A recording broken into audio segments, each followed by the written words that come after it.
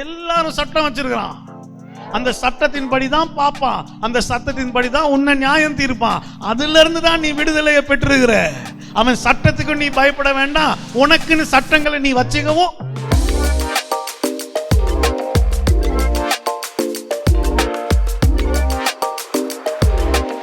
இப்போ போன வாரம் பேசினது உங்களுக்கு நிஜமாலுமே போதனமா இருக்கும்னு எனக்கு தெரிஞ்சு. ஏன்னா முறையா அவ்வளோ பேர் எனக்கு மெசேஜ் பண்ணி, பாஸ்டர் அந்த வார்த்தை அப்போ நான் நினச்சேன், அப்பா ஏதோ ஒரு வார்த்தை இவங்களுக்கு எல்லாம் உள்ளுக்கு போயிருச்சு பாரு. ஆமென். இன்னையிலேருந்து இன்னொரு டாபிக் ஒன்று தொடங்க போகிறோம். ஆமென். இது உங்களுக்கு ரொம்ப ஆசீர்வாதமாக இருக்கும் நிச்சயமாக. எல்லாமே தேவனுடைய வார்த்தையினாலே ஆசீர்வாதம் தானே. அங்கே நின்றுட்டு இன்னைக்கு ஆரம்பிச்சுட்டு இருக்கும்போது நினச்சேன், கிட்டத்தட்ட 22 வருஷத்துக்கு முன்னாடி இப்படி தான் ஒரு கிட்டாரை தூக்கிட்டு என்னோட ஊழியத்தை தொடங்கினேன் பாருங்க. 22 வருஷமாக உண்மையாக இருக்க தேவன் கிருபை கொடுத்தாருல்ல, அது எவ்வளோ பெரிய விஷயம். 22 வருஷமாக வேறு சரி போகடான்னு தூக்கி போடாமல் இதுலேயே எவ்வளவு பிரச்சனைகள் வந்தாலும் கஷ்டங்கள் வந்தாலும் அது தேவனுடைய கிருபை. அது உங்கள் வாழ்க்கையிலையும் நிச்சயமாக அப்படி தான் இருக்கும்னு நான் நம்புகிறேன். ஆமென். சரி, வேதத்தில் ஒரு வசனம் இருக்குது. எங்கே இருக்குன்னு அதை முதல்ல கண்டுபிடிச்சிருவோமா? Beware of the leaven of Herod. அந்த வசனத்தை இருங்கம்மா சொல்ல. எல்லா வசனமும் வச்சிருங்க, அந்த ஒரு வசனம் மட்டும் எழுத மறந்துட்டேன். முக்கியமான ஒரு வசனம். இயேசு ஒரு விஷயம் சொல்றாரு. தொடங்குவோம். இன்னைக்கு இதெல்லாம் முடிக்கிறதுக்கு வாய்ப்பே இல்லை. மத்தேயு 16:6 என்ன எழுதியிருக்கு? இயேசு அவர்களை நோக்கி, பரிசேயர் சதுசேயர் என்பவர்களின் புளித்த மாவை குறித்து எச்சரிக்கையாயிருங்கள் என்றார். பரிசேயரும்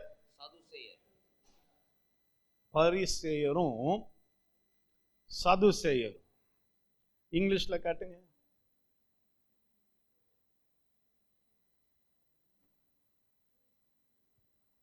இன்னொரு இடத்துல beware of the leaven of Herod இருக்கு. ஏரோதுடைய புளித்த மாவும், அப்புறம் பரிசேயர் சதுசேயருடைய புளித்த மாவு. 11 இவங்க சொல்லும் போது என்ன சொல்றாங்கன்னா, ஒரு ஏரோதுன்னு சொல்லும் போது ஒரு பொலிட்டிக்கல், அந்த பொலிட்டிக்கல்னு என்னது, ஒரு அரசியல் தனமான ஒரு ஆவியும், அதுக்கப்புறம் மதத்தனமா. மார்க் 8வது அதிகாரம், மார்க் 8வது அதிகாரத்தில் என்ன வசனம்? 15வது வசனம். அவர் அவர்களை நோக்கி, நீங்கள் பரிசேயருடைய புளித்தமாவை குறித்தும் ஏரோதின் புளித்தமாவை குறித்தும் எச்சரிக்கையாயிருங்கள். எச்சரிக்கையா இருக்க சொல்றாரு. எதை குறித்து அப்படின்னா, இந்த அரசியல் தனமா நடந்துக்கிறத குறித்தும். நமக்கு அரசியல், நமக்குள்ள அரசியல், நான் அரசியல் பண்ணி மேல வரணும்னு நமக்குள்ள அது இல்லை. அதே மாதிரி அடுத்து யாரு சொல்றாரு? பரிசேயருடைய புளித்தமாவை. பரிசேயர் அப்ப யாருக்கு அடையாளம்? மதம்னு சொல்லலாம். இங்கிலீஷ்ல என்ன சொல்லுவோம்னா, we call it legalism. லீகலிசம்னா அதுக்கு தமிழ்ல அதுக்கு சரியான ஒரு நல்ல வார்த்தை இல்லை. ஆனா எப்படின்னா, சட்டங்களை கடைபிடிக்கிறத விட அந்த சட்டத்திலேயே தன்னோட சட்டம் தான் வாழ்க்கைன்னு வாழ்றது. சரியா? நாளை காலையிலையும் அதை பற்றி தான் பேச போறேன். நாளாண்டை காலையிலையும் அதை பற்றி தான் பேச போறேன். அதனால இந்த அடுத்த வர வாரங்கள் இதுதான் பார்க்க போறோம். சட்டம் தான் முக்கியம். சட்ட திட்டமா வாழணும். அந்த சரியா நான் சொல்றது விளங்குதா? பாருங்க, அதை நான் உங்களுக்கு இன்னும் அழகா அதை காட்ட போறேன். இதை விளங்கிக்கணும் நீங்க வாழ்க்கையில நல்லா. இயேசு என்ன எதை முக்கியமா சண்டை போட்டார்? என்னத்தை அவர் சும்மா அவர் செஞ்சதெல்லாம் சும்மா கோ இன்சிடென்ஸ் நினைக்கிறீங்களா? எதேர்ச்சியா அவர் ஏதாவது பண்ணாரா? இல்ல. அவர் வந்த உடனே அவர் வேலையை தொடங்கினோடனே அவர் என்னெல்லாம் செஞ்சாருன்னு நான் உங்களுக்கு காட்ட போறேன், கவனிங்க. சரியா? இன்னைக்கு இது உங்களுக்கு புரிஞ்சுக்கிறதுக்காக எந்த கதை எடுப்போம்? யோவான் 5 பார்ப்போம். யோவான் 5 கேளுங்க. யோவான் 5வது அதிகாரம். உங்களுக்கு எல்லாம் தெரிஞ்ச ஒரு கதை, இதை வாசிக்க போறோம். சரியா? என்னோட தான் இருக்கீங்களா? வார்த்தையை கவனிக்கிறீங்களா? யோவான் 5 5வது அதிகாரமா அப்படின்னா முதல்ல இருந்து அர்த்தம். இவைகளுக்கு பின்பு யூதருடைய பண்டிகை ஒன்று வந்தது. இவைகளுக்கு பின்பு 4வது அதிகாரத்துல என்ன நடந்துச்சுன்னு வீட்டுக்கு போய் வாசிக்கிறீங்க. ரொம்ப முக்கியமான ஒரு விஷயம் 4வது அதிகாரத்துல நடக்குது. பயங்கர உண்மை அதுல இருக்குது. இப்ப 5வது அதிகாரத்துல இவைகளுக்கு பின்பு ஒரு பண்டிகை, என்ன பண்டிகை நமக்கும் தெரியல, அவங்களும் சொல்லல, தேவையும் இல்லை. இவைகளுக்கு பின்பு யூதருடைய பண்டிகை ஒன்று வந்தது. அப்பொழுது இயேசு எருசலேமுக்கு போனார். இது கொஞ்சம் நீங்க நல்லா கவனிங்க, வரி வரியா. எபிரேய பாஷையிலே பெதஸ்தா எனப்பட்ட ஒரு குளம் எருசலேமில் ஆட்டு வாசலுக்கு அருகே இருந்தது. ஆட்டு வாசல்ன்றது கோவிலுக்கு, அவங்களுடைய கோவில் இருந்துச்சுல்ல, யூதர்களுடைய டெம்பிளுக்கு ரொம்ப தேவாலயத்துக்கு ரொம்ப பக்கத்துல இருந்த கேட், அதுதான் ஆட்டு வாசல். அந்த ஆட்டு வாசல் பக்கத்துல பெதஸ்தான்னு ஒரு குளம் இருக்கு. பாருங்க, இந்த 3வது 4வது வசனம் யோவான் எழுதின ஒரிஜினல் அந்த டெக்ஸ்ட்ல இல்ல. இப்ப இதை நீங்க இதெல்லாம் நீங்க விளங்கிக்கணும். என்னோடதான் இருக்கீங்களா? 3வது 4வது வசனம் என்ன சொல்லுது? அந்த வசனத்துல தான் எழுதி இருக்கு. அங்க அவைகளிலே குருடர், சப்பானிகள், சூமின உருப்புடையவர்கள் முதலான வியாதியஸ்தர் அநேகர் படுத்திருந்து, அநேக வியாதியஸ்தர்கள், இதுல முக்காவாசி பேருக்கு நடக்க கூட, ஆனா எல்லாம் அங்க இருக்கானா, தண்ணீர் எப்பொழுது கலங்கும் என்று காத்து கொண்டிருப்பார்கள். அந்த தண்ணீர் எப்ப கொஞ்சம் கலங்குன்னு காத்துட்டு இருப்பாங்களாம். ஏனெனில் சில சமயங்களில் தேவதூதன் ஒருவன் அந்த குளத்தில் இறங்கி தண்ணீரை கலக்குவான். தண்ணீர் கலங்கின பின்பு யார் முந்தி அதிலே இறங்குவானோ, தண்ணீர் கலக்கும் போது யார் முதல்ல அதுக்குள்ள இறங்குவானோ அவன் சுகம் கிடைச்சிருமா. அவன் எப்பேற்பட்ட வியாதியஸ்தனா இருந்தாலும் சுஸ்தமாவான். அந்த 2 வசனம் யோவான் எழுதல பாருங்க. இது இடையில யாரோ ஆட் பண்ணிட்டாங்க. அவங்க நம்ம விளைவிக்கணும்னு ஆட் பண்ணாங்களா? நான் யோசிச்சுட்டு இருந்தேன், நம்ம விளைவிக்கணும்னு ஆட் பண்ணாங்களா, இல்ல யோவானுக்கு இயேசுவை நல்லா இல்லாட்டி தேவனை நல்லா விளங்கி இருந்தனால இதை இப்படி ஒரு விஷயத்தை எழுதாம விட்டுட்டாரா? இல்ல நம்ம கொஞ்சம் யோசிச்சு பாருங்க. இவ்வளவு நல்ல தேவன் அத்தனை பேரையும் ஒரு இடத்துல உட்கார வச்சுட்டு, ஒரு தண்ணி கலங்குற நேரத்துல நடக்க முடியாதவன் எப்படியா உள்ளுக்கு போய் தொற்றுடா, உருண்டு கிருண்டு போய் தொற்று, அதுலயும் ஒருத்தனுக்கு மட்டும்தான் சுகம் கிடைக்கும் அன்னைக்குன்னா, அதுல ஏதோ அப்ப நான் நினைக்கிறேன் இது கிறிஸ்தவமாவே இருக்க வேண்டாம். நம்ம இந்த கதையை பார்க்கும்போது இது ஒரு கிறிஸ்தவ கதையா தானே பார்க்கிறோம். அது ஒரு கிறிஸ்தவமாவே இப்ப நிறைய பேருக்கு நிறைய நம்பிக்கை இருக்குல்ல, அந்த மாதிரி யூதர்களுக்கு இந்த ஒரு குளத்து மேல ஒரு நம்பிக்கை இருந்திருக்கலாம்ல. அந்த 2 வசனத்தை எடுத்துட்டீங்கன்னா அங்க இருந்து அதை நம்ம நிறைய கண்ணோட்டத்துல பார்க்கலாம். அப்ப அதை கலக்கப்படுற நேரத்துல அப்படின்னு அங்க எழுதியிருக்காங்க. ஆனா ஒரிஜினல் டெக்ஸ்ட் அது இல்ல. சரியா? அடுத்த வசனம் பார்ப்போமா? 38 வருஷம் வியாதியஸ்தனா இருந்த ஒரு மனுஷன் அங்கே இருந்தான். படுத்திருந்த அவனை இயேசு கண்டு, பாருங்க கொஞ்சம் 38 வருஷமா அங்க ஒருத்தன் வந்து போறானா இல்ல அங்கேயே யாரு கண்டா? 38 உங்களால யோசிக்க முடியுதா? இங்க யாராவது ஒரு மாசமா எனக்கு இந்த ஒரு பிரச்சனை இருக்கு பாஸ்டர்னு சொல்றாங்க யாரா இருக்கீங்களா? ஒரு மாசமா ஒரே, நீங்க யோசிச்சு பாருங்க, அந்த பிரச்சனை 38 வருஷமா இருந்தா 38 வருஷமா ஒருத்தனுக்கு ஒரு பிரச்சனை அந்த இடத்துல உட்கார்ந்து இருக்கிறான். இயேசு வராரு. அடுத்து, படுத்திருந்த அவனை இயேசு கண்டு அவன் வெகு காலமா வியாதியஸ்தன் என்று அறிந்து அவனை நோக்கி, சொஸ்தமாக வேண்டும் என்று விரும்புகிறாயா என்று கேட்டார். நான் யோசிச்சேன், அப்படி ஒரு கேள்வி முக்கியமா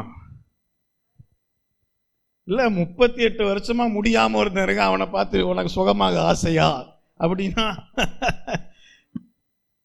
I don't know, sometimes I don't understand. இயேசு தெரியல அங்க என்ன சொல்ல வந்திருக்காருன்னு எனக்கு நிஜமாலுமே தெரியல. அதை வாச்சு நான் யோசிச்சுட்டு இருந்தேன், ஏன் அந்த ஒரு கேள்வியை கேட்கணும்?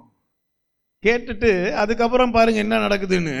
அதற்கு வியாதியஸ்தன், ஆண்டவரே, தண்ணீர் கலக்கப்படும் போது என்னை குளத்தில் கொண்டு போய் விடுகிறதற்கு ஒருவனும் இல்லை, நான் போகிறதற்குள்ளே வேறொருவன் எனக்கு முந்தி இறங்கி விடுகிறான் என்றான்.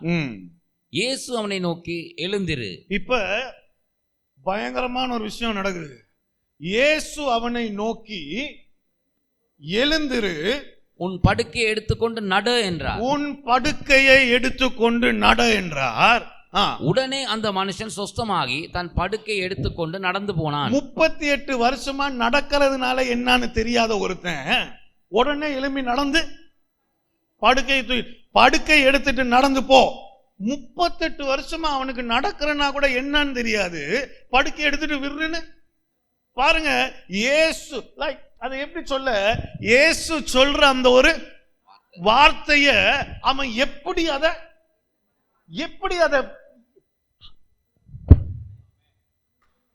அது விசுவாசமா இல்ல என்னது அதெல்லாம்? அதனாலதான் அதுக்கு முன்னாடியே கேட்டுட்டார் அவர், சுகமாகணும்னு ஆசையா? எனக்கு நிஜமாலுமே ஆசை, 38 வருஷமா. அப்ப எந்திரிச்சு போ அப்படின்னு அதை எப்படி அவன் ஏற்றுக்கிட்டான் பாருங்க உடனே. இதை நீங்க யோவான்ல தான் பார்த்துட்டே வருவீங்க. யோவான் தான் இதை இப்படி சொல்லிட்டே வர. அங்க ஒருத்தர் வந்து சொல்றான்ல, என்னுடைய மகனுக்கு மகள சுகம் இல்லைன்னு இயேசு உடனே சரி இல்ல, நீ வீட்டுக்கு போ, சரியா இருக்கணும்னு இயேசு சொன்னது உடனே அந்த யோசிக்கலாம். அவன் பாருங்க, அங்க நீங்களே சொல்லு, 38 வருஷமா அப்படியே உட்கார்ந்து இருக்கவங்கள எலும்பி நடனா முதல்ல எப்படி இருந்திருக்கும்? நடக்க முடியுமா? அப்படிலாம் நம்ம அப்படிதான். ஒண்ணும் இல்ல, படுக்கை எடுத்துட்டு போனா படுக்கை எடுத்துட்டு கிளம்பிட்டான் பாருங்க. தேவனுடைய வார்த்தைக்கு நீங்க உங்களை அப்படி விட்டு கொடுத்தீங்கன்னா அப்புறம் அற்புதத்தை தான் பார்ப்பீங்க. சரி, நம்ம என்ன பேச வந்து என்ன பேசிட்டு இருக்கோம் பாருங்க. எங்க இந்த கதை வந்து அது இல்லை. சரி கவனிங்க. உடனே அந்த மனுஷன் சொஸ்தமாகி தன் படுக்கையை எடுத்துக்கொண்டு நடந்து போனான். அந்த நாள் ஓய்வு நாளா இருந்தது. பிரச்சனை என்னன்னா, அந்த நாள் ஓய்வு நாளா இருந்தது. அந்த நாள் ஓய்வு நாளாய் இருந்தது. இது ரொம்ப முக்கியமான வசனம். எனக்கும் உங்களுக்கும் இது ஒரு பெரிய பிரச்சனையா இப்ப இருக்க வாய்ப்பே இல்லை. ஆனா அந்த காலத்துல இந்த ஓய்வு நாளுன்றது யாரு கொடுத்தா? சொல்லுங்களேன், சொல்லுங்க, என்னோட கொஞ்சம் பேசுங்க. தேவன் கொடுத்தாரு. ஏன் கொடுத்தாரு? 6 நாளா நீ வேலை செய்ய, 7வது நாள் நீ ரெஸ்ட் எடு, ஓய்வேடு. அப்புறம் இது பிரமாணமா வர நேரத்துல அந்த நாளுல என்ன பண்ணலாம் என்ன பண்ணக்கூடாதுன்னு ஒரு சில சட்டங்கள் வந்துச்சு பாருங்க. அதுக்கப்புறம் நீங்க இதை நம்ப மாட்டீங்க, எஸ்ராவுடைய காலத்துல இருந்து, பைபிள்ல வேதத்துல எஸ்ராவுடைய காலத்துல இருந்து கிறிஸ்து வர வரைக்கும் இவங்க தேவன் கொடுத்த பிரமாணங்கள் மேல இன்னும் ஆட் பண்ணிக்கிட்டே போயிருக்காங்க பாருங்க. நான் சொல்றது விளங்குதா? ஆட் பண்ணிட்டே பாருங்க. அது எங்க வரைக்கும் போயிருச்சுன்னா, ஓய்வு நாள் அன்னைக்கு உங்க கையில ஏதோ இருக்கு, அதை மேல சும்மா தெரியாம தூக்கி போட்டீங்க, அதை பிடிக்க கூடாது. அதை பிடிச்சா அது வேலையாயிருமா? அடுப்பு அதை விடுங்க. இன்னொன்னு வாசிச்சேன், வெரி இன்ட்ரெஸ்ட், எனக்கு வாசிச்சு நம்பவே முடியல. மழை பெய்யும் போது மழை தண்ணி டைரக்டா பக்கெட் குள்ள விழுந்தா அந்த பக்கெட்ல இருக்க தண்ணியை தூக்கிட்டு போலாமா? இதே உன்னோட கூரையில இருந்து பக்கெட் குள்ள வந்துட்டா நீ அந்த தண்ணியை தூக்கிட்டு ஓய்வு நாள் அன்னைக்கு. இது இதெல்லாம் தேவன் சொன்னாரா? தேவன் இதெல்லாம் சொன்ன இல்ல. இவனா சேர்த்து சேர்த்து சேர்த்து நிறைய சட்டங்களை தானே உருவாக்கி வச்சுக்கிட்டான். என்னோடதான் இருக்கீங்களா? நியாய பிரமாணம் கூட இல்ல, அவனா உருவாக்கி வச்சுக்கிட்ட சுய சட்டங்கள். அந்த சுய சட்டங்களின் படி இப்ப எல்லாரும் வாழணும்னு வலுக்கட்டாயமா தீர்மானம் பண்ணி வாழ வச்சுட்டு இருக்கிறான். இது பேர் தான் என்னது? லீகலிசம். லீகலிசம்னா இது பேர் தான் சட்டத்தின்படி, சட்டப்படி. இப்ப பாருங்க, இதுல 10 எங்க இருக்கும்? 10வது வசனத்தை பாருங்களேன். ஆதலால் யூதர்கள் குணமாக்கப்பட்டவனை நோக்கி, இது ஓய்வு நாளாய் இருக்கிறதே, படுக்கையை எடுத்துக்கொண்டு போகிறது உனக்கு நியாயமல்ல என்றார்கள். பாருங்க, இதுதான் பிரச்சனை. என்னோட தான் இருக்கீங்களா? இதுதான் பிரச்சனை. இன்னைக்கு உங்க கண்ணு முன்னாடி 38 வருஷம் முடியாம இருந்த ஒருத்தன் சுகமாயிட்டானா என்ன பண்ணுவீங்க? என்ன பண்ணுவீங்க? சந்தோஷப்பட்டிருப்பீங்க எல்லாரும். தேவனை மகிமைப்படுத்தி இருப்போமா இருக்கும். ஆனா இவங்களுக்கு வந்த கேள்வி, ஓய்வு நாள் அன்னைக்கு நீ எப்படி படுக்கையை தூக்கிட்டு நடக்கலாம்? அதுதான் உனக்கு வந்த அடுத்து பாருங்க. அவன் அவர்களுக்கு பிரதி உத்தரமாக, என்னை சொஸ்தமாக்கினவர் உன் படுக்கையை எடுத்துக்கொண்டு நடு என்று எனக்கு அவன் சொல்றான். சார், உங்களுக்கு விளங்கலன்னு நினைக்கிறேன், என்ன ஒருத்தர் சுகமாக்கி இருக்கிறாரு. விளங்குதா? நீங்க இந்த டயலாக் கொஞ்சம் கவனிக்கணும். அவன் சொல்றான், சார் உங்களுக்கு விளங்கல போல, என்ன ஒருத்தர் சுகப்படுத்தி இருக்காரு, சுகப்படுத்திட்டு இந்த படுக்கையை எடுத்துட்டு போடான்னாரு, நானும் தூக்கிட்டு வரேன். அவன் அப்ப கேட்கிற கேள்வி, அதற்கு அவர்கள் உன் படுக்கையை எடுத்துக்கொண்டு நடவென்று உன்னுடனே சொன்ன மனுஷன் யார்? அது யார் உங்ககிட்ட அப்படி சொல்ல முடியும்? அது யார் உங்ககிட்ட அப்படி சொன்னா? நாங்க தான் சட்டங்கள் வச்சிருக்கிறோமே. ஹலோ, விளங்குதா? இதுதான் அந்த சட்டத்தின்படி, இதுதான் லீகலிசம். ஹலோ, அவனுக்கு சட்டம் தான் முக்கியம். நீ எப்படி உடுத்தி இருக்கணும்? ஹலோ, சர்ச்சுக்கு வரும்போது கட்டாயம் எல்லாரும் வெள்ளையாதான் உடுத்திட்டு வரணும். இல்லாட்டி நகை போடக்கூடாது, இல்ல நீ ஸ்கர்ட் போட்டு வரக்கூடாது, ஜீன்ஸ் போட்டு வரக்கூடாது, கால் தெரியுது, கை தெரியுது, மூக்கு தெரியுதுன்னு நான் சொல்ற விளங்குதா? பாருங்க, நீங்க பயங்கர இப்படியோ எல்லாருமே சட்டங்கள் வச்சிருக்கிறோம் வாழ்க்கையில. தேவன் கொடுத்த சட்டங்கள் இல்ல, எல்லா நம்மளுடைய வாழ்க்கையில நிறைய ஏரியால எங்களுக்கு தெரியாம நாங்களே நிறைய சட்டத்தை வச்சுக்கிட்டு இப்படிதான் ஒரு மனுஷன் இருக்கணும், இப்படிதான் ஒருத்தன் வாழணும்னு அந்த சட்டத்தின் படி வாழ்ந்துட்டு இருக்கிறோம்னா எங்கேயோ அப்ப தேவனை தொலைச்சிட்டோன்னு அர்த்தம். விளங்குண்டா உங்களுக்கு? விளங்குதான் நான் பேசுறது? பாருங்க, இந்த சட்டங்கள் எல்லாம் யார் அது கோச்ச இந்த இங்க கவனிங்க. இந்த சட்டங்கள் எல்லாம் பாருங்க, தேவன் கொடுத்த பிரமாணம் இல்லை. இதுதான் நீங்க நல்லா விளங்கணும். தேவன் கொடுத்த மோசேயின் மூலமா கொடுக்கப்பட்ட நியாய பிரமாணங்கள் இல்லை. நீங்க எத்தனை பேரு இந்த தேவன் என்னது இந்த பியாட்டிட்யூட்ஸ், சர்மன் ஆன் தி மவுண்டன் சொல்லுவாங்கல்ல, அந்த மலை மேல இயேசு பேசின பிரசங்கம் எத்தனை பேர் வாசிச்சிருக்கீங்க? மத்தேயு 5வது அதிகாரத்தில் அதை வாசிச்சீங்கன்னா தேவன் அங்க என்ன சொல்லிட்டு வராரு? தேவன் என்ன சொல்லிட்டு வராரு? எடுங்கம்மா, மத்தேயு 5:21 வசனத்தை காட்டுங்க. என்ன எழுதியிருக்கு பாருங்க. கொலை செய்யாதிருப்பாயாக என்பது கொலை செய்கிறவன் நியாய தீர்ப்புக்கு ஏதுவாயிருப்பான் என்பதும் பூர்வத்தாருக்கு உரைக்கப்பட்டது என்று கேள்விப்பட்டிருக்கிறீர்கள். என்னோட தான் இருக்கீங்களா? நீ இது எழுதப்பட்டதில்லை, நீ எங்கேயோ கேள்விப்பட்டு இப்படி வாழ்ந்துட்டு இருக்க. ஆனா அப்படி வாழாத. 27வது வசனம் என்ன சொல்லுது? இதுலயே 27 என்னது? விபச்சாரம் செய்யாதிருப்பாயாக என்பது பூர்வத்தாருக்கு உரைக்கப்பட்டது என்று கேள்விப்பட்டிருக்கிறீர்கள். இது நீ கேள்விப்பட்டிருக்கிற, இது வாயால உரைக்கப்பட்டு ஒரு தலைமுறையிலிருந்து இன்னொரு தலைமுறைக்கு கொடுக்கப்பட்டிருக்கு. இது தேவன் எழுதி உனக்கு கையில கொடுத்தது இல்லை. நான் பேசுறது உங்களுக்கு விளங்குதா இல்லையா? அப்படின்னா இது இது இந்த சட்டம் என்பது தேவனுடைய பிரமாணம் இல்லை. இது வேற எப்படி சொல்லலாம்? இது traditions of men. What is traditions of men?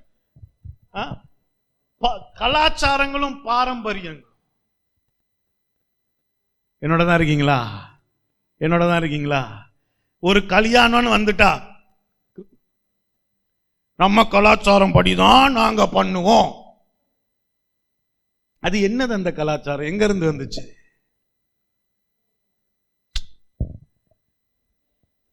என்னோட தான் இருக்கீங்களா? ஹலோ, பாருங்க. இதை நான் ஏன் இப்ப சொல்லிட்டு இருக்கேன்னா, இப்ப நீங்க யோசிச்சு பாருங்க. இயேசு இதைத்தான் எதிர்க்கிறதுக்கு வந்தாரு. ஏன் நான் புரிய வைக்கிறேன் உங்களுக்கு. இயேசு செஞ்ச முத அற்புதம் என்னது? நேரம் ஆகுதுல்ல, அதனால முடிச்சிருவோம். இன்ட்ரெஸ்டிங் டாபிக், ரொம்ப நம்ம புரிஞ்சுக்க வேண்டிய ஒரு விஷயம். இயேசு அங்க என்ன பண்ணாரா பாருங்க. இந்த கதை எப்படி போகுது? கல்யாணம் ஒண்ணு நடக்குது. அந்த கல்யாணத்துக்கு இயேசுவையும் தன்னுடைய சீஷர்களையும் அழைச்சிருக்காங்க. இயேசு அங்க வந்தாரு, அவர் அங்க இருக்கிறாரு. அந்த நேரத்தில் அங்க திராட்சை ரசம் முடிந்து போயிருச்சு. இயேசுனுடைய தாயாராகிய மரியாள் இயேசுவை பார்த்து சொல்றாங்க, ஏதாவது செய்யுங்களேன் அப்படின்னா. ஏற்கனவே அவர் எதையோ செஞ்சிட்டு இருந்திருக்காரு, அது அம்மாவுக்கு மட்டும்தான் தெரியும். ஏதோ வீட்டில் தனியா பிராக்டிஸ் பண்ணிட்டு இருந்திருக்கிறாரு, அது அம்மாவுக்கு மட்டும்தான் தெரிஞ்சிருக்கு. அதனாலதான் அம்மா சொல்றாங்க, எதையா பண்ணு. சும்மா எப்படி சொல்லுவாங்க இல்லாட்டி அம்மா. இவர் சொல்றாரு, என்னுடைய நேரம் இன்னும். எதுக்கு நேரம் வரல? என்னத்துக்கு நேரம் இன்னும் வரல? அற்புதம் செய்யறதுக்கா? ஏன்னா இவர் ஏற்கனவே ஏதோ செஞ்சிட்டு இருக்கிறார், அம்மாவுக்கு தெரிஞ்சனால தானே சொல்றாங்க. என்னத்துக்கு இன்னும் நேரம் வரல? என்னுடைய நேரம் இன்னும் வரல அப்படின்னா அப்படின்ட்டு அடுத்து என்ன பண்றாரு? சுத்தி பாக்குறாரு, என்ன இருக்குது? என்னது இருக்குது சுத்தி? வாட் இஸ் தி தமிழ்ல என்னது? மண் ஜாடிகள். ஜாடி. அந்த ஜாடிகள் எதுக்கு அங்க வச்சிருக்காங்க? சும்மா கால் கழுவுறது இல்ல. ரொம்ப தூரம் நடந்து வந்திருக்கோம், கால் அழுக்கா இருக்கு, கால் இல்ல. யூதர்களுடைய இது ஒரு கலாச்சாரம், ரொம்ப முக்கியமான கலாச்சாரம், ரொம்ப முக்கியமான ஒரு கலாச்சாரம். ஆனா அது நியாயப்பிரமாணத்துல தேவன் அப்படி செய்யணும் சொல்லவே எங்க இருந்து வந்துச்சு? இவங்களா உருவாக்கிக்கிட்டாங்க ஒரு கலாச்சாரத்தை. உருவாக்கிட்டு அதன்படிதான் எல்லாரும் வாழணும். அப்படின்னா இந்த கல்யாணத்துக்கு யாரெல்லாம் வராவோ இந்த கலாச்சாரத்தின் படி தன்னுடைய கைகள், கால்கள், காதுக்கு பின்னாடி, மூக்கு முன்னாடி அதெல்லாம் கழுவணும்னு நினைக்கிறியோ அதெல்லாம் நாங்க சொல்லி இருக்கப்படி நீ கழுவிட்டு தான் உள்ளுக்கு வரணும். அந்த ஜாடிக்குள்ள தண்ணிக்கு பதிலா இவர் எண்ணத்தை உள்ளுக்கு போட்டு வச்சுட்டாரு. கடைசியில அவருடைய முதல் படியே எந்த போராட்டத்துல தொடங்குது? the traditions and the rituals of man. அதை நான் உடைக்கிறேன். என் நேரம் இன்னும் வரல, ஆனா இப்ப சொல்லிட்டீங்கல்ல, வாங்க தொடங்குவோம்.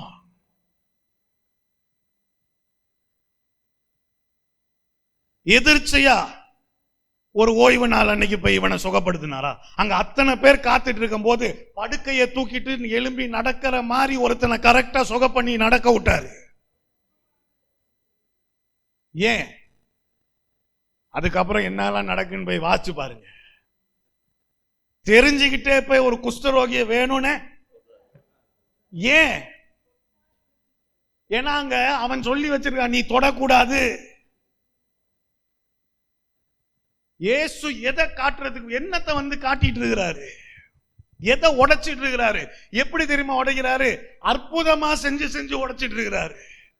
எல்லாம் வெறும் அற்புதத்தை தான் பார்க்கலாம். அதுக்கு பின்னாடி ஏன் இது நடந்துட்டு இருக்குன்னு எவனும் கவனிக்க மாட்டேன்றான். அற்புதத்தின் மூலமாக அவரு மனுஷனுடைய கலாச்சாரத்தை சுக்கு நூறா உடைச்சு போட்டுட்டு இருக்கிறாரு. உடைச்சிட்டு சொல்றாரு, இதுல தேவன் இல்ல, இதுல தேவன் இல்ல, நீ அதுல தான் தேவன் இருக்காருன்னு இவன் இன்னைக்கு வரைக்கும் காட்டிட்டு இருக்கிறான். அதனாலதான் நீனும் அதை அப்படியே செஞ்சிட்டு இருக்க. தேவன் இதுல இல்ல. நீ இங்க சுகமானோன அவன் பாருங்க, ஒருத்தன் சுகமானோன அவனை ஒருத்தன் ஒரு அற்புதத்தை பெற்றுக்கிட்டான், ஏதோ நடந்துருச்சுன்னா அந்த சந்தோஷமா அதை பார்க்க முடியாம இவன் வச்சிருக்க சில சட்டங்கள் திட்டங்களை வச்சு, ஆமா ஆனாலும் இவன் தானே, அப்படி நடந்துக்கிறவன் தானே, இவெல்லாம் இப்படி தானேன்னு யோசிச்சுட்டு இருக்கானா? அதுவும் தேவனுடைய பேர்ல அப்படி சொல்லி யோசிச்சுட்டு இருக்கிறானா? கொஞ்சம் கவனிங்க. தேவனை விட இவனுக்கு என்னது முக்கியம்? கலாச்சாரம் தான் முக்கியம். அப்ப கலாச்சாரம் இவனுக்கு என்னவா ஆயிருச்சு? அந்த கலாச்சாரம் அப்படின்னா, கலாச்சாரம் கடவுள் ஆயிருச்சுன்னா, தேவன் செய்யாதுன்னா அவனுடைய நியாய பிரமாணத்துல அவனுக்கு சொன்ன முதல் வேலையை என்னது? என்னை தவிர அவன் அதை தான் பண்ணிட்டு இருக்கான். விலங்குதான் நான் பேசிட்டு இருக்கிறது, ஓவரா இருக்கா? அவன் அதை தான் பண்ணிட்டு இருக்கிறான். அப்ப இன்னைக்கு நம்மளுடைய வாழ்க்கையில நாங்க அப்படி வச்சிருக்கிற என்னெல்லாம் வச்சிருக்கிறோம்? ஹலோ,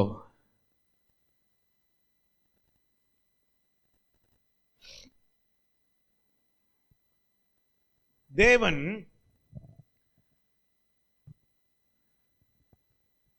என்னோட தான் இருக்கீங்களா? இன்னும் கொஞ்சம் பார்ப்போமா? இன்னும் கொஞ்சம் படிப்போமா? டயர்ட் ஆயிட்டீங்களா? மோசே எக்ஸடஸ் யாத்திராகமம் அதுக்கு போறதுக்கு முன்னாடி தேவன் இப்ப இஸ்ரவேல் ஜனத்தை கூப்பிட்டு என்ன சொல்றாரு? எனக்குன்னு ஒரு கூட்டமா இவங்க இருக்கணும். அப்படின்னா மற்றவர்களை போல இவர்கள் இருக்க போறதில்லை. இவர்கள் பிரிக்கப்பட்டவர்கள், பிரிக்கப்பட்டிருக்காங்க. இவங்க பிரிக்கப்பட்டவர்கள் எப்படி தெரியும்? இவர்கள் பிரிக்கப்பட்டவர்கள், தேவனுக்காக பிரிக்கப்பட்டவர்கள் என்னது அடையாளம்? யாராவது சொல்லுங்க. கரெக்ட். அதுதான் யாத்திராகமம் 33ல மோசே 15வது யாத்திராகமம் 33ல 15வது வசனம் 16வது வசனத்தை காட்டுங்களேன். அப்பொழுதுதான் அவரை நோக்கி, உம்முடைய சமூகம் என்னோட கூட செல்லாமற் போனால் எங்களை இவ்விடத்திலிருந்து கொண்டு உங்க பிரச்சனை வரலன்னா நான் எங்களை இங்க இருந்து கொண்டு போகாதீங்க. அடுத்த வசனம், எனக்கும் உமது ஜனங்களுக்கும் உம்முடைய கண்களில் கிருபை கிடைப்பது என்பது எதனால் அறியப்படும்? நீர் எங்களோட வருவதினால் அல்லவா? இப்படியே பூமியின் மேல் உள்ள ஜனங்கள் எல்லாரிலும் நாமும் உம்முடைய ஜனங்களும் விசேஷித்தவர்கள் என்று விளங்கும் என்றார். நாம் உம்முடைய ஜனங்கள் என்று எப்படி எல்லாரும் தெரிஞ்சுக்குவாங்க? நீங்க உங்க பிரச்சனை எங்களோட இருக்கிறனாலதான், நீங்க எங்களோடு இருக்கிறனாலதான் எல்லாரும் நாங்க உம்முடைய ஜனங்கள் என்று தெரிந்து கொள்வார்கள் என்று பிரிக்கப்பட்டாங்க. இன்னைக்கு நம்மளும் பிரிக்கப்பட்டிருக்கோம். இன்னைக்கு நம்மளும் தேவன் எங்களோட இருக்காருன்னு எல்லாரும் எப்படி தெரிஞ்சுக்குவாங்க? அவர் எங்களோட என்ன நடக்குது நீங்க இதை விளைங்கணும். ஆனா காலத்துல இப்ப என்ன ஆயிருச்சு? அவன் தேவன் நம்ம கூட இருக்கிறது தான் எங்களை பிரிச்சு வச்சிருக்கிறதுக்கு அடையாளம் மாறி போயிட்டு நாங்க எப்படி வாழ்றோம், எங்களுடைய செயல் என்னது, எங்களுடைய கிரியைகள் என்னது, அந்த கிரியைகளை பார்த்து தான் ஜனங்கள் என்ன சொல்றாங்க. இப்ப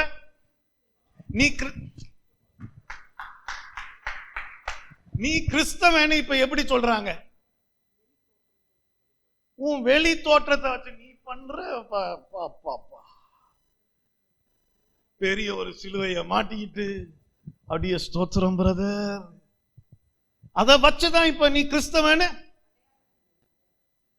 அதுதான் நான் பேசிட்டு இருக்கிறேன். உன்னை எப்படி அடையாளம் கண்டிருக்கணும், தேவன் உன் கூட இருக்கிறாருன்றத பார்த்துதான் அடையாளம் கண்டிருக்கணும். இன்னைக்கு கிறிஸ்தவன் எப்படி அடையாளம் கண்டுக்கிறாங்க, அவன் அவனுடைய செய்கைகள், அவன் செயல்களை பார்த்து தானே. அப்ப இப்ப இந்த பரிசேயர்கள் தங்களை எப்படி பிரிச்சு வச்சிருக்காங்கன்னா, தங்களுடைய செயல்களை பார்த்து ஜனங்கள் நாங்க தேவனுக்கு ரொம்ப பக்தி உள்ளவர்கள் என்று தெரிஞ்சுக்கணும்ன்ற மாதிரி ஒரு வாழ்க்கையை வாழ்ந்துட்டு இருக்கிறாங்க. அப்படின்னா அது பேர் தான் என்னது, மாய்மாலம். அதனாலதான் இயேசு வந்து அடிச்சுக்கிறாடே, நீ வெளியில வெள்ளை அடிச்ச, நீ வெள்ளை அடிச்ச கல்லறை மாதிரி இருக்க, வெளியில வெள்ளை வெள்ளைன்னு இருக்கு, உள்ளுக்கு அப்படி குப்பையா நாறிட்டு இருக்குது. என்ன பிரச்சனைனா, வெளி தோற்றம் முக்கியம்னு நீ இறங்கிட்ட. வெளி தோற்றம் மற்றவங்களுக்கு முன்னாடி எப்படி நாங்க நடந்துக்கிறோம், அப்படியே அனிதா முன்னாடி பரலோகத்துல இருந்து வலிக்கு விழுங்க மாதிரி நடந்துட்டு, அனிதா போனோன்னு இங்க உட்காந்து நான் கேரனை போட்டு திட்டி உதச்சி மீச்சிட்டு இருந்தேன்னா அது பேர் தான் மாய்மாலம். என்னோட தான் இருக்கீங்களா? உன் முன்னாடி இப்ப நான் எப்படி இருக்கேனோ, நீ இல்லாத நேரமும் நான் அப்படிதான் இருப்பேன்ற அந்த ஒரு வாழ்க்கையை நாங்க வாழ பழகலன்னா அங்க ஏதோ ஒரு பிரச்சனையா இல்லையா? இததான் இயேசு வந்து காட்டிட்டு இருக்கிறாரு. இதுதான் வந்து சொல்றாரு, அந்த கோயிலை நானு இடிச்சு 3 நாள்ல அப்படின்னு என்ன சொல்ல வராரு, இந்த மாய்மாலத்தை எல்லாம் இல்லாம பண்ணிட்டு திரும்பவும் தேவன் உனக்குள்ள இருக்கிற மாதிரியும், அந்த தேவன் உனக்குள்ள இருக்கிறதா உன்னை பிரித்து வைத்திருக்கிற அடையாளம்னு நான் ஒரு வேலையை செஞ்சுட்டு போயிடுறேன்றாரு. விளங்குதான் நான் பேசிட்டு இருக்கிறது? ஒரிஜினலா இது எப்படி இருந்திருக்கணும், தேவன் உன் கூட இருக்கிறாரு, அதனாலதான் நான் பிரிக்கப்பட்டவன் அப்படின்ற வாழ்க்கையில இருந்து இப்ப திடீர்னு மற்றவர்கள் முன்னாடி நான் எப்படி வாழ்ந்துட்டு இருக்கிறேன், அதுதான் பிரிக்கப்பட்ட வாழ்க்கை நீ வாழ்ந்துட்டு இருக்கிற. இல்ல, இதெல்லாத்தையும் நான் அவங்களுக்கு அதை காட்டுறேன், இதுதான் தப்பு, இது தப்பு, இது தப்புன்னு காட்டி காட்டி காட்டி கடைசியில அந்த கோயிலுமே இல்லாம பண்ணி அவர் திரும்பவும் உனக்குள்ள வாழ்ற மாதிரி ஒரு வேலையை நான் செஞ்சு அவர் உன் கூட இருக்கிறதா உன்னுடைய அடையாளம் நான் காட்ட போறேன். விளங்குதான் நான் சொல்றது? அததான் வந்து பண்ணினாரு. வந்து பண்ணிட்டு எனக்கு இப்போ அங்க போலாமா வேண்டாமான்னு யோசிக்கிறேன், நேரம் இருக்கா இல்லையா? நேரம் இருக்கு கொஞ்சம். நீங்க என்னோட தான் இருக்கீங்களா? கவனிக்கிறீங்களா? பாருங்க, மார்க் 7வது அதிகாரம்னு நினைக்கிறேன். எடுங்கம்மா, மார்க் 7வது அதிகாரம். சந்தோஷமா இருக்கீங்களா? இன்னைக்கெல்லாம் பயங்கரமா கவனிச்சுட்டு இருக்கீங்க, என்னன்னு தெரியல. எருசலேமிலிருந்து வந்த பரிசேயரும் வேதபாரகர்கள் சிலரும் அவரிடத்தில் கூடி வந்தார்கள். அப்பொழுது அவருடைய சீசரில் சிலர் கழுவாத அசுத்த கைகளாலே போஜனம் பண்ணுகிறதை அவர்கள் கண்டு குற்றம் பிடித்தார்கள். ஏனெனில் பரிசேயர் முதலிய யூதர் அனைவரும் முன்னோர்களின் பாரம்பரியத்தை கை கொண்டு அடிக்கடி கை கழுவினால் கொரோனா வரதுக்கு முன்னாடி எத்தனை பேர் கை கழுவிட்டு இருந்தீங்க வீட்டுல? அடிக்கடி எவனும் கழுவுறது இல்லை, எவனும் கை கழுவுறது இல்லை. இப்ப என்னடான வெளியில இப்படி கொஞ்சம் போயிட்டு வந்தா முதல்ல கழுவிட்டு தான் உட்காந்துருப்பான். இது பாருங்க, இது நியாயப்பிரமாணத்தில் அப்படி ஒரு விஷயம் சொல்லப்படவே.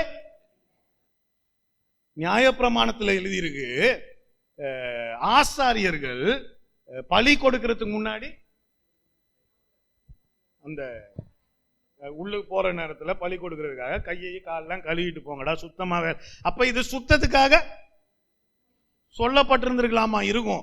இன்னைக்கு என்ன ஆயிருச்சு? வந்து சொல்றாங்க, உங்களுடைய சீஷர்கள் எங்களுடைய என்னது சரியான வார்த்தை அங்க பாருங்க, முன்னோர்களின் பாரம்பரியத்தின் படி ஏன் கை கழுவ மாட்டேன்றான்.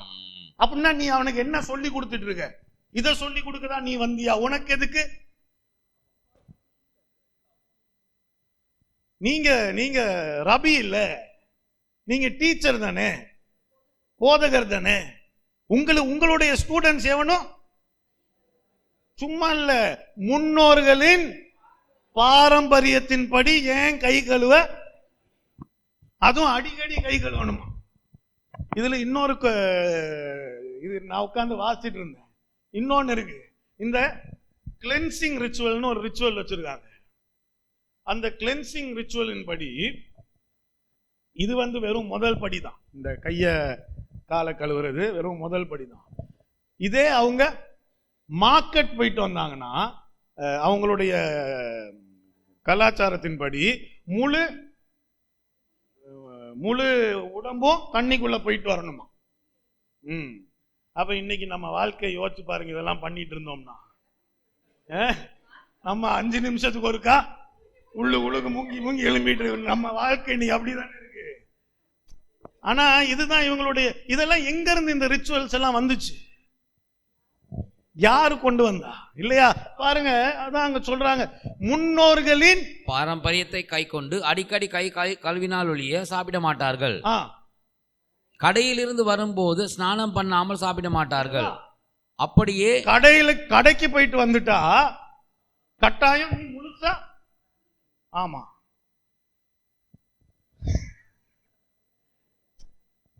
ஆனா இதெல்லாம் எங்க இல்ல? நியாயப்பிரமாணத்தில் இதெல்லாம் இல்ல. ஆனா இவன் இதை செய்ய மாட்டேங்கிறான்னு வந்து இயேசுவை குற்றம் சாட்டுறாங்க பாருங்க. அப்படின்னா இது முன்னோர்களினுடைய பாரம்பரியமா இருந்தாலும், ஒரு நிமிஷம், 9வது எங்க அது இருக்கு? இல்ல யோவான், இங்கே ஒரு வசனம் இருக்கு, யோவான் 10:9. யோவான் 9வது அதிகாரம் போங்கம்மா, ஒரு நிமிஷம் போயிட்டு இங்க திரும்ப வருவோம். 9வது அதிகாரத்துல 16வது வசனம் பாருங்க. 9. அப்பொழுது பரிசேயர் சிலர், அந்த மனுஷன் ஓய்வுனாலே கை கொள்ளாததினால் அவன் தேவனிடத்தில் வந்தவன் அல்ல என்றார்கள். வேறு சிலர், பாவியா இருக்கிற மனுஷன் இப்படிப்பட்ட அற்புதங்களை எப்படி செய்வான் என்றார்கள். இவன் அவங்க வச்ச சட்டத்தை செய்யாத நேரத்துல இவன் தேவனிடத்திலிருந்து வரலன்ற அளவுக்கு முடிவு பண்ணிட்டாங்கன்னா அந்த சட்டங்கள்ல எவ்வளவு திட்டவட்டமா வாழ்ந்துட்டு இருக்காங்க பாருங்க. இன்னைக்கு கவனிக்கிறீங்களா? இன்னைக்கு நம்மளும் அதே வேதத்திலிருந்தே சில வசனங்களை எடுத்துக்கிட்டு நாங்க ரொம்ப காரச்சாரமா வாழ்ந்துட்டு இருக்கலாம். இயேசு அதை தான் நமக்கு காட்டுறாரு பாருங்க. அங்க போயிருங்க, மார்க் 7வது அதிகாரத்துக்கு. இயேசு நமக்கு அதை தான் காட்டிட்டு இருக்கிறாரு. காட்டி என்ன சொல்ற பாருங்க, நீ ஏன் இப்படி ஏன் வாழ்ந்துட்டு இருக்கிற? அவர் கேட்கிற கேள்வி, கடையிலிருந்து வரும்போது ஸ்நானம் பண்ணாமல் சாப்பிட மாட்டார்கள். அப்படியே செம்புகளையும் கிண்ணங்களையும் செப்பு குடங்களையும் மனைகளையும் கழுவுகிறதும் அல்லாமல் வேறு அநேக ஆசாரங்களை கை கொண்டு வருவார்கள். அப்பொழுது அந்த பரிசேயரும் வேதபாரகரும் அவரை நோக்கி, உம்முடைய சீஷர்கள் முன்னோர்களின் பாரம்பரியத்தை மீறி ஏன் கை கழுவாமல் சாப்பிடுகிறார்கள் என்று கேட்டார். அவனுக்கு இருக்கிற பிரச்சனை பாருங்க, இதெல்லாம் செஞ்சாதான், இப்படியெல்லாம் செஞ்சாதான் நம்ம ஒரு கிறிஸ்தவ வாழ்க்கை இல்லாட்டி ஒரு பரிசுத்தமான வாழ்க்கையை வாழ்றோன்னு அர்த்தம்னு அவன் சொல்லிட்டு இருக்கிறான். நம்மளும் அப்படிதான் சொல்லிட்டு இருக்கிறோம். நம்ம கிட்ட நிறைய விஷயங்களை புடிச்சு வச்சுக்கிட்டு நம்மளும் இப்படிதான் வாழ்ந்துட்டு இருக்கிறோம். நான் சொல்றவங்களை விளங்குதா? பாருங்க அடுத்து என்ன நடக்குது. அவர்களுக்கு அவர் பிரதியுத்தரமாக, இந்த ஜனங்கள் தங்கள் உதடுகளினால் என்னை கனம் பண்ணுகிறார்கள், அவர்கள் இருதயமோ எனக்கு தூரமாய் விலகி இருக்கிறது என்றும். இப்பதான் இயேசு அந்த ஒரு பெரிய ரகசியத்தை உள்ளுக்கு கொண்டு வர்றாரு. சொல்றாரு, நீ இந்த சட்டங்கள்லையும் உன்னுடைய முன்னோர்களின் கலாச்சாரத்திலையும் வாழ்ந்துட்டு இருக்கிறிய ஒழிய உன் இருதயத்திலிருந்து இன்னும் நீ வாழ பழகல. ஹலோ ஹலோ ஹலோ, உன் இருதயத்திலிருந்து எப்படி வாழணும்னு நீ இன்னும் பழகல. நீ என்னோட தான் இருக்கீங்களா? நீ கிறிஸ்துவை விசுவாசிக்கிற உண்மையான ஒரு கிறிஸ்துவின் விசுவாசியா இருந்தா உன்னுடைய இதயத்திலிருந்து எப்படி வாழணும்னு நீ வாழ்க்கைய பழகணும். இதயம் எப்பவுமே சரியா இருக்கணும். உன் இருதயம் சரியில்லை, அதான் ஒருத்தன் 38 வருஷத்துக்கு அப்புறம் சுகத்தை பெற்றானா உன்னால கையை தட்டி கொண்டாட. இயேசு பண்ணிட்டு இருந்த வேலையை பார்த்தீங்களா?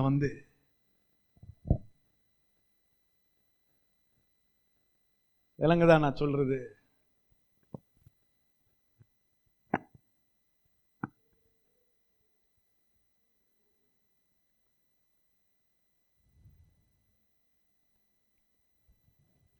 அதனாலதான் இன்னைக்கு போக வேண்டாம், அதுக்குள்ள நேரம் இல்லை.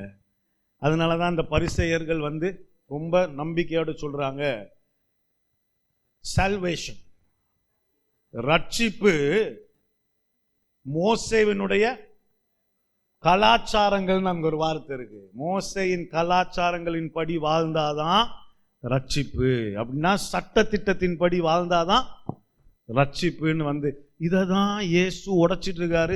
உங்க வாழ்க்கையிலையும் நிறைய உடைச்சிருக்காரு. ஆனாலும் மிச்சம் ஏதாவது இருக்கான்னு தேடி அதை இல்லாம பண்ணுங்க. திரும்பவும் அதுக்குள்ள போயிட்டு இதுதான் பாருங்க பைபிள் புதிய ஏற்பாடுடைய ஒரு தீம் என்னன்னு பாத்தீங்கன்னா இதுவாதான். இதுதான் பவுல் கலாத்தியர்கிட்ட கேட்கிறாரு 3வது அதிகாரத்துல, கலாத்தியர் 3ல, நீ உன்னுடைய செயல்களினால, உன்னுடைய கிரியைகளினால, உன்னுடைய வெளி கலாச்சாரங்களினால ஆவியானவரை பெற்றுக்கிட்டியா இல்ல விசுவாசத்துல பெற்றுக்கிட்டியா? நீ என்னத்தை செஞ்சு இதெல்லாம் உனக்கு கிடைச்சிச்சுன்னு நினைச்சு நீ வாழ்ந்துட்டு இருக்கிற? கொலோசியர் 2வது அதிகாரத்துல கடைசி வசனம் பாருங்கம்மா. கொலோசியர் 2வது, இப்ப அதெல்லாம் ஞாபகத்துக்கு வருது, அதான் சொல்லிட்டு இருக்கேன். கொலோசியர் 2வது அதிகாரத்துல கடைசி வசனம். இப்படிப்பட்ட போதனைகள் சுய இஷ்டமான ஆராதனையும் மாயமான தாழ்மையும் சரீர ஒடுக்கத்தையும் பற்றி ஞானம் என்கிற பெயர் கொண்டிருந்தாலும் இவைகள் மாம்சத்தை பேணுவதற்கே ஒழிய மற்றொன்றிற்கும் பிரயோஜனப்பட மாட்டாது. 22, இவைகள் எல்லாம் அனுபவிக்கிறதுனாலே அழிந்து போகுமே. இங்கிலீஷ்ல காட்டுங்கம்மா.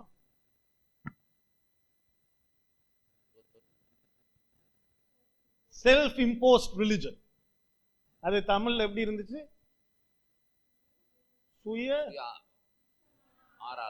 சுய இஷ்டமான ஆராதனை இல்ல, செல்ஃப் இம்போஸ் ரிலிஜன். அது செல்ஃப் இம்போஸ் ரிலிஜன்னா நீனா 10 சட்டங்களை வச்சுட்டு இதுதான் ஞானமான வாழ்க்கைன்னு நினைச்சு வாழ்ந்துட்டு இருக்கிறது.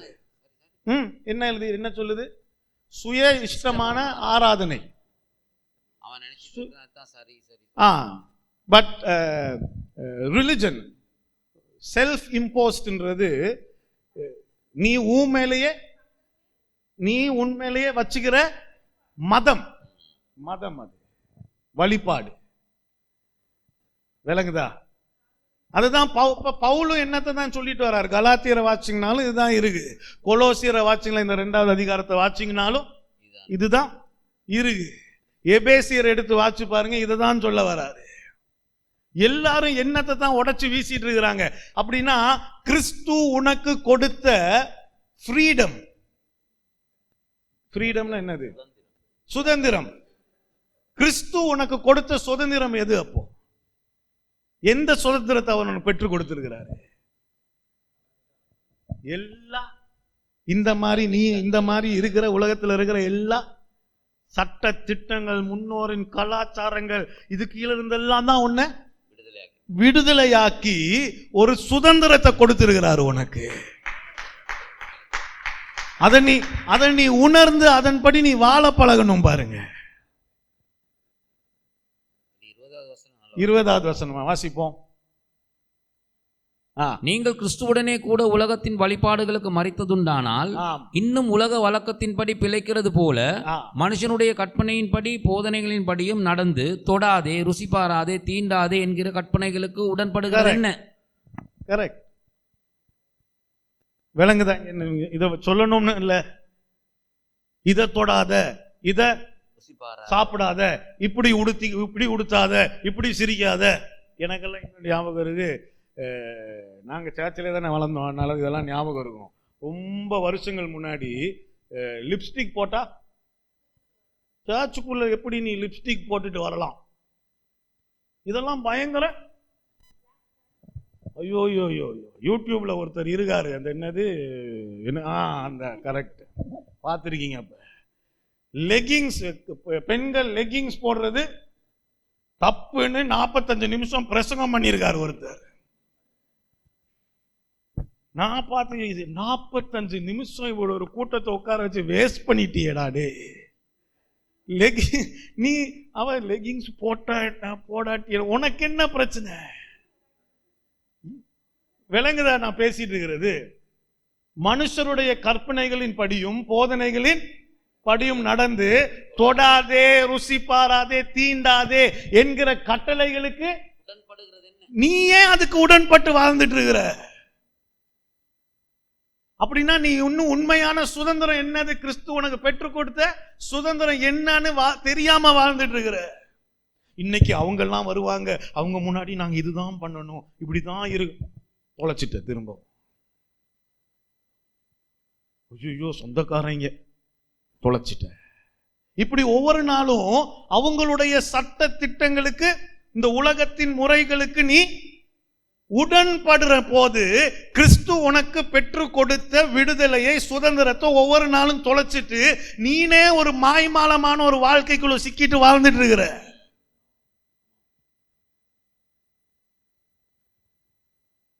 அந்த இடத்துல நீ வாழ்ந்துட்டு இருக்கும் போது உன் இருதயம் என்ன சொல்லுது, இருதயத்தின் படி எப்படி வாழ்வதுன்ற வாழ்க்கையை நீ மறந்துடுற. அப்படி நீ வாழலனா அப்ப உன் இருதயம் தேவனுக்கு நேரா இல்ல, இந்த சட்ட திட்டங்களுக்கு நேரா தான். விலங்கு நமக்கு ஒரு ஆமென்னு சொல்லியிருக்கலாம். ஐயோ இதுக்கெல்லாம் ஆமென்னு சொல்லி நாங்க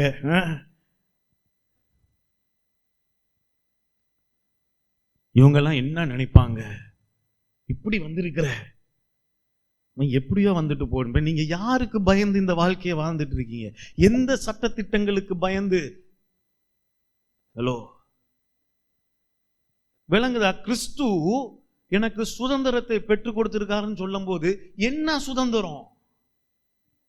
என்ன இந்த எதுல இருந்து சுதந்திரம்? உனக்கு எதுல இருந்து சுதந்திரம் தேவை?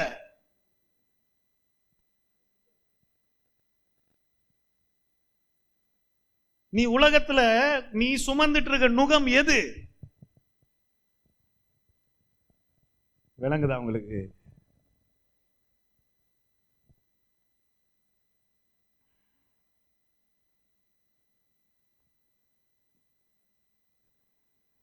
ரெண்டு கொரிந்தியர் 12:9 வாசிச்சுட்டு முடிச்சிருவோம், நேரம் ஆயிடுச்சு. 12:9 வா. அதற்கு அவர், எனக்கு பிடிச்ச ஒரு வசனம், கவனிக்கிறீங்களா? அதற்கு அவர், என் கிருபை உனக்கு போதும், பலவீனத்திலே என் பலன் பூரணமாய் விளங்கும் என்றார். ஆகையால் கிறிஸ்துவின் வல்லமை என்மேல் தங்கும்படி, என் பலவீனங்களை குறித்து நான் மிகவும் சந்தோஷமாய் இருக்கிறேன். சட்ட திட்டங்கள்லாம் போட்டு அதெல்லாம் மூடி வரைச்சு முன்னாடி ஒரு மாதிரி அவர் முன்னாடி ஒரு மாதிரி எல்லாம் வாழணும்ன்ற எனக்கு ஒரு அவசியமே. என்னுடைய பலவீனங்கள் என்னன்னு எனக்கு தெரியும், அதை உன்கிட்ட காட்டுறதுல எனக்கு ஒரு பயமும் இல்ல. அந்த பலவீனங்களை நினைத்து நான் சந்தோஷப்படுறேன். ஏன்னா ஏன் பலவீனத்தில் என் பலன் பூரணமாய் விளங்கும். பலவீனம் இருக்கிற இடத்துலதான் அவருடைய பலன் பூரணமா. உனக்கு அவருடைய பலன் வேணுமா? நீ நல்லா இருக்கணுமா? அப்ப உண்மையா வாழ பழகு.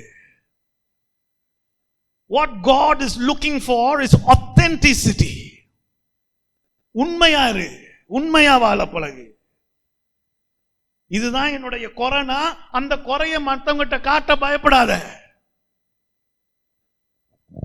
ஹலோ, அவங்க பார்த்து என்ன நினைப்பாங்க? விளங்குதா? கலாச்சாரங்களுக்கும் சட்ட திட்டங்களுக்கும் உடன்பாடான இருந்து இருந்து தேவன் உனக்கு வாங்கி கொடுத்த சுதந்திரத்தை ஒவ்வொரு நாளும் தொலைச்சிட்டு இருக்கிறது ஏன்?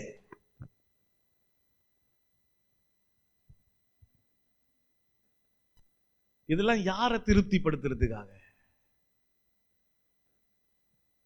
இதுதான் அந்த லீகலிசம். என்னோட தான் இருக்கீங்களா? Christ has truly set you free. இயேசு உண்மையாலுமே உன்னை விடுதலை செஞ்சுட்டு இருக்கிறாரு. உண்மையாலுமே விடுதலை செய்து விட்டு அவர் சொல்றாரு, நல்ல ஒரு வாழ்க்கைய வாழு. அது என்னது? 2 பேதுருல விசுவாசத்தோடு சேர்த்து 2 பேதுரு 1:3 அந்த பாருங்களேன், அழகான வசனங்கள். தம்முடைய மகிமையினாலும் காருண்யத்தினாலும் நம்மை அழைத்தவரை அறிகிற அறிவினாலே ஜீவனுக்கும் தேவ பக்திக்கும் வேண்டிய யாவற்றையும் அவருடைய திவ்ய வல்லமையானது நமக்கு தந்தருளுமின்றி அது இல்லை.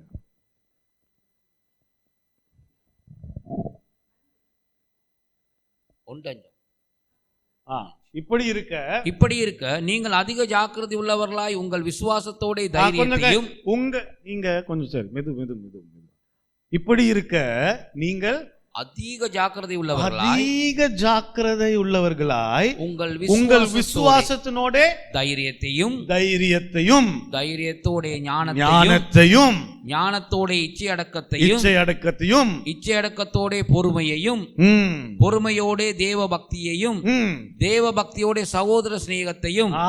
சகோதர சிநேகத்தோட அன்பையும் கூட்டி வாழுங்கள். இதெல்லாம் விசுவாசத்தோட சேர்த்து இதெல்லாம் கற்றுக்கிட்டு இதெல்லாம் வாழுங்க. கற்றுக்காம பொய்க்கு நடிக்காதீங்க. அடுத்த வசனம், இவைகள் உங்களுக்கு உண்டாயிருந்து பெருகினால் உங்களை நம்முடைய கர்த்தராகிய இயேசுவை அறிகிற அறிவிலே வீணரும் கனியற்றவர்களுமாய் இருக்க விட்டாது. இவைகள் இல்லாதவனோ இதெல்லாம் கற்றுக்கிட்டு நீ வாழ பழகிட்டீனா நீ கனி இல்லாத ஒரு வாழ்க்கையை வாழ மாட்ட, கனி கொடுக்கிற ஒரு வாழ்க்கையை வாழ்வு. அதனால உட்கார்ந்து கற்றுக்கவே, ஏன் பொய்க்கு நடிச்சிட்டு இருக்கணும்? இதெல்லாம் கற்றுக்குவோமே. ஞானத்தை கற்றுக்குவோம், பொறுமையை கற்றுக்குவோம், சகோதர அன்பை கற்றுக்குவோம். நேசிக்கிற மாதிரி ஏன் நடிக்கணும் இவர் முன்னாடி? அப்படின்னா நடிச்சிட்டு இருக்கேன்னா இன்னும் நான் லீகலிஸ்டிக்கா தான் இருக்கிறேனே ஒழிய என்னுடைய இதயத்துல இருந்து எப்படி வாழணும்னு நான் தெரியாத இருக்கிறேன். நான் சொல்ற விலங்குனா யாராவது ஒரு ஆமேன்னு சொல்லுங்களேன். உன் விசுவாசத்தோட கூட இதெல்லாத்தையும் சேர்த்து இதை எப்படி வாழணும்னு பழகிக்க. ஆமேன். வெளியில போனோன்னா இப்ப பக்கத்து வீட்டுல என்ன நினைப்பாங்களோன்னு அவனுக்காக வாழ்ந்து இவனுக்காக வாழ்ந்து, இந்த வேலை செய்யற இடத்துல இவனுக்காக வாழ்ந்து, சொந்தக்காரன் எல்லாருக்காகவும் வாழ்ந்து கிறிஸ்து பெற்று கொடுத்த சுதந்திரத்தை இழந்து நிற்பது ஏன்? எல்லாரும் சட்டம் வச்சிருக்கிறான், அந்த சட்டத்தின்படி தான் பார்ப்பான், அந்த சட்டத்தின்படி தான் உன்னை நியாயம் தீர்ப்பான். அதுல இருந்து தான் நீ விடுதலையை பெற்றிருக்கிற. அவன் சட்டத்துக்கு நீ பயப்பட வேண்டாம், உனக்குன்னு சட்டங்களை நீ வச்சுக்கவும். அதுதான் பவுல் அழகா சொல்றாரு, உன்னை யாரும் ஓய்வு நாளை குறித்தோ பண்டிகையை குறித்தோ உன்னை யாரும் நியாய தீர்க்கிறதுக்கு ஏன் நீ இடம் கொடுக்க வேண்டாம். நான் உனக்கு சுதந்திரத்தை பெற்று கொடுத்துட்டேனே, அந்த சுதந்திரத்துல நீ வாழு.